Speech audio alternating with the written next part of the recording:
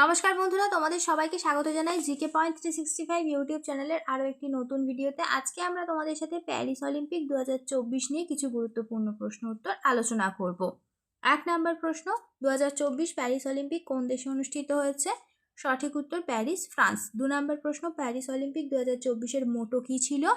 Games wide open. 3 নম্বর প্রশ্ন, Paris Olympic 2024-এ ক্রীড়াবিদ সংখ্যা কত ছিল? প্রায় 10,714 জন। নেক্সট দেখি 4 নাম্বার, প্যারিস অলিম্পিক 2024 কবে শুরু হয়েছিল? 26শে জুলাই 2024 সালে।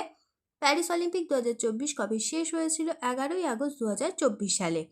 প্যারিস অলিম্পিক 2024-এর সর্বোচ্চ পদকজয়ী দেশ কোনটি? উত্তর হয়ে যাবে আমেরিকা। মোট পেয়েছে 126টি, তার মধ্যে 40টি সোনা, 44টি রূপো আর 42টি ব্রোঞ্জ।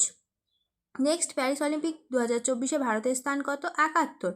প্যারিস অলিম্পিক 2024-এ ভারত মোট কতগুলি পদক পেয়েছে?